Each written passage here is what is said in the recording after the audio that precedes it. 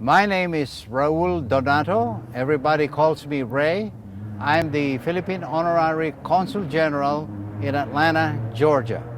We are here today to welcome and greet Miss Natalie Uy, who is here training for the Tokyo Olympic Games in Japan in July of 2021. The Filipino community here in Atlanta are pleased that we have a Philippine representative who hopefully will qualify for that Olympic Games in Japan. Natalie's right here, and we are, of course, in a pandemic, so we're trying to follow the COVID rules. So we have a social or physical distancing in here. Natalie, how are you? Welcome to Atlanta, Hello, Georgia. Ray. Thank you so much for having me. Good. I'm doing well. Wonderful. I wanted to, first of all, I wanted to welcome you in behalf of the Filipino community of Georgia, and of course, Ambassador Romualdez, who's based in Washington, D.C. He is the Philippine ambassador to the United States.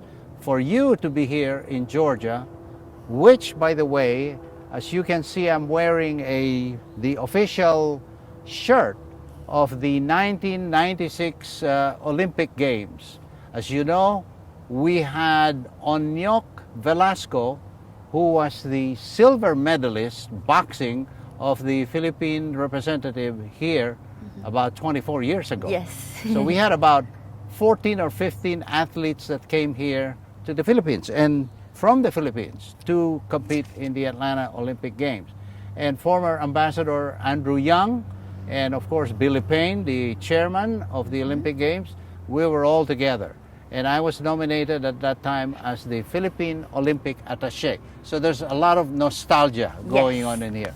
Welcome. Thank you. And you know, we are so happy that you're here. We have one representative from the Philippines, and that's good enough for us. I would like to ask you, tell us first about yourself. Yeah. Tell me where you were born, how did you represent the Philippines, and things like that. Yeah, Please. of course. So, like Ray said, my name is Natalie Uy, and I'm originally from Dayton, Ohio. My father was born and raised in the Philippines, and my mother is American. So I started pole vaulting at the age of 17 and just fell in love with the sport. I was able to continue pole vaulting as I went to college, and with pole vault, things have continued to open up, and I was able to get my Filipino citizenship, and now I'm able to compete for the Philippines. So it's been a wild ride so far, and it's been absolutely incredible, and nothing I could ever imagine that pole vaulting would bring me here, connecting to my roots and representing my father's country and my country. And I understand, Natalie, that you awarded the gold medal in the Southeast Asian Games in the Philippines, I think in 2019. Yes. And if I'm not mistaken, you were also awarded a bronze medal at the Doha, Qatar Asian Games. Could you tell us about that? Yeah. Yes, Ray. So I did have the chance to represent the Philippines in the Southeast Asian Games and the Asian Championships, like you said. The Asian Championships was earlier on in the year in March, and it was my first time representing the Philippines in a major competition. So it was really nerve-wracking, but it was an absolutely incredible experience, just getting to see all of these high-level athletes in one of the best stadiums in the world. It was an absolutely incredible experience. But then to go on top of that was the Southeast Asian Games, and they had built a brand new stadium in the Philippines, in New Clark City, and having the support of the Filipino people with the stands absolutely filled, everyone screaming your name, was an incredible experience.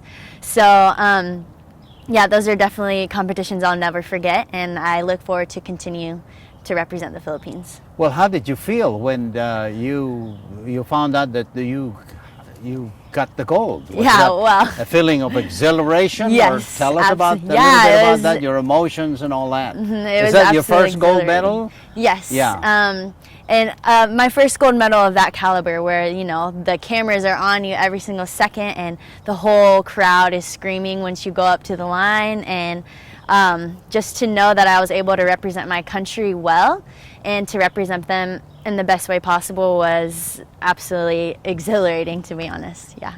Were you nervous? Yeah. When you were running the track? I was nervous going out there and having Yeah. so many people, and just the build up as well. You know, you're doing interviews up until then. People are asking how you think you're going to do, but at the end of the day, it's just you and the track. It's you and your poles. It's you and the mat. And so just to get into that mindset where it's, you know, there's all these outside factors, but at the end of the day, it's you and yourself. So it was really nerve-wracking because you have to trust yourself, you have to trust your training, trust your coach, and to be at that caliber and having that many people watching and people expecting things of you, it does really make you nervous, but you have to enjoy the process at the same time. So I tried to just make sure I had a little bit of nerve, made sure to use the nerves and kind of combine them with the exciting feelings, but just using them to motivate me more. And on a scale of 1 to 10, when you were preparing to run up to do the vault, what was the scale of nervousness or anxiety? I'm just curious, on a scale of 1 to 10. 10 being very nervous, 5 being middle nervous, you know, just for my own sake. Well, honestly, as you're preparing for the competition, you're warming up, you see the stadium, I think I feel more nerves then than when I'm actually at the start line, you know, starting with my pole.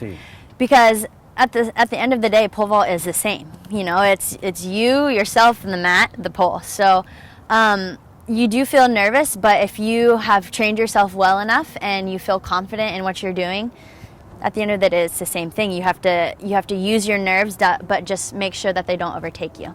So I would say I had way more nerves than in practice. I can imagine. But Yes, I was able to harness them. And Natalie, how long will you be training in the Atlanta area? And then why was Atlanta selected? Could you tell us the process on that? So to answer your first question, I will be training in Atlanta for, I'm not sure yet. So I will be training up until the Tokyo Olympics, and then the Southeast Asian Games are the following December. And so I will definitely be competing in those, and just kind of depending on how the year goes and if I'm improving, if I'm still enjoying it. You have to enjoy it. So if things continue to go well, I will continue to pole vault for, who knows, the next couple years or the year after the Olympics. It's kind of undecided yet. I think I'll just take it a year at a time and see where it takes me. And then to answer your second question, I chose Atlanta because I'm working with one of the best coaches in the game, to be honest. He is a 2-time world champion. He held the American record, and he's a 2-time Olympian. His name is Brad Walker, and there are 5-6 of us in the group now that are training, and 4 other girls who are all absolutely incredible athletes. I'm actually living with the #1 ranked pole vaulter in the US and in the world right now. And so to be amongst these type of training partners is what you need if you want to go to the Olympics. You need to push in every single practice, every single warm-up drill. You're trying to compete almost. You're trying to get to their level. You're trying to push yourself. And so this was the best option in order for me to get that type of training. And what are your immediate aspirations right now? Of course, you're going to be hopefully qualifying for the Olympics. And then if you do qualify for the Olympics, then off to Tokyo and more training. Is this really how you see it coming along in the next few months? So I will continue training. Right now I'm in my preseason and my base training, kind of conditioning type of thing. And I will continue training and start to compete late December and January, and hopefully we'll be jumping high enough to get the Olympic standard and get in that top 32 ranking by that time. And I'll continue to compete outdoor season in March and April, May, and continuing throughout June up until the Olympics, just trying to reach that mark. And what happens when you get to the Olympics? What are your goals? Of course, everybody wants a medal, but what do you think you want to do? You want to aim for the high?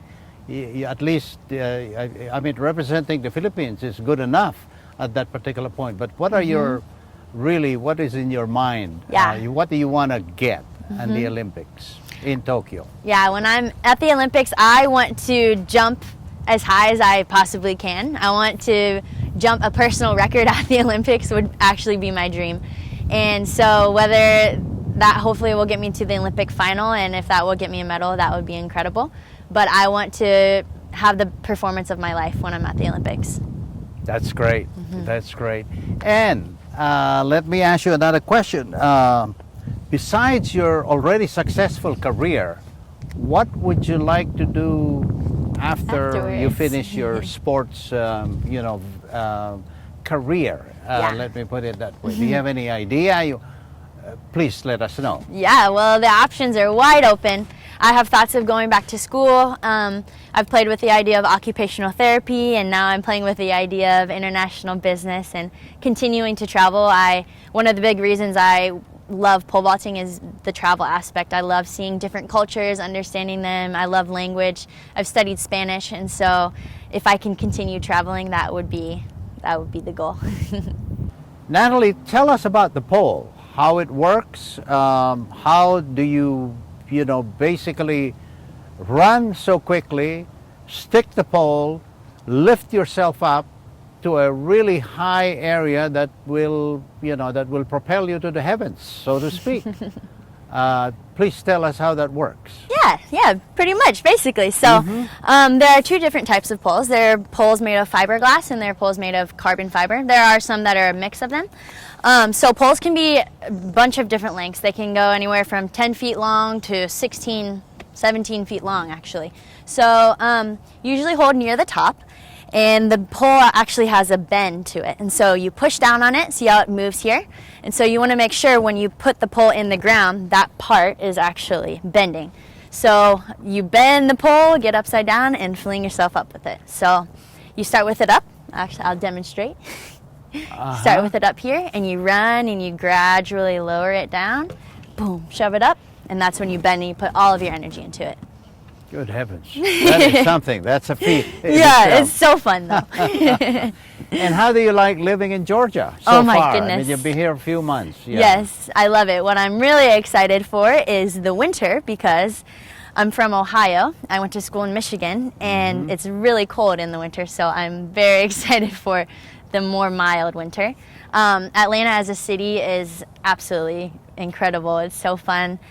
Going downtown, visiting the different places, just seeing the different historical places such as the battlefield, and just getting to know a new state is really awesome. Natalie, what are the challenges that you're facing during your extensive training program trying to qualify for the Olympics? Yeah, so training is pretty intensive. Depending on the time, it can be anywhere from 2 to 4 hours a day, sometimes separate sessions. And of course, we're driving to different places, making sure we're at the correct location. We're here, at the track for a certain type of workout, but then we have to drive to a weight room for a different type of workout. And then of course, there's always injuries. Right now, I'm fighting a couple injuries. And so when I get home, it's not just relaxing and unwinding from the day. It's doing extra rehab, it's icing, it's doing, contrasting baths and all of these different things just to make sure that your body is right at this time.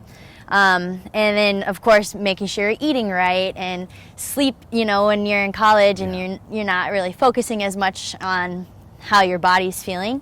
It's a little bit different, but now, if you're not sleeping, your workout it's not going to be good the next day. So making sure that you're getting into a routine for sleep, making sure you're relaxed. It's really thinking of your body as your moneymaker at this point. My coach likes to describe treating your body like a race car. You have to make sure you're taking care of all of its parts. And so kind of getting into that mindset of really taking care of the thing that's getting you to hopefully where you want to go.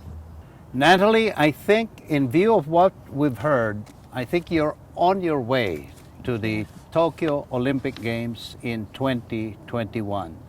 And in behalf of the Filipino-American community here, in behalf of Ambassador Romualdez in Washington, D.C., and basically the whole country of the Philippines is going to be rooting for you. Thank you. We would like to wish you all the luck in the world. And by the way, next month, in October, this coming October, Governor Brian Kemp, the governor of Georgia, proclaimed October as the Filipino-American History Month.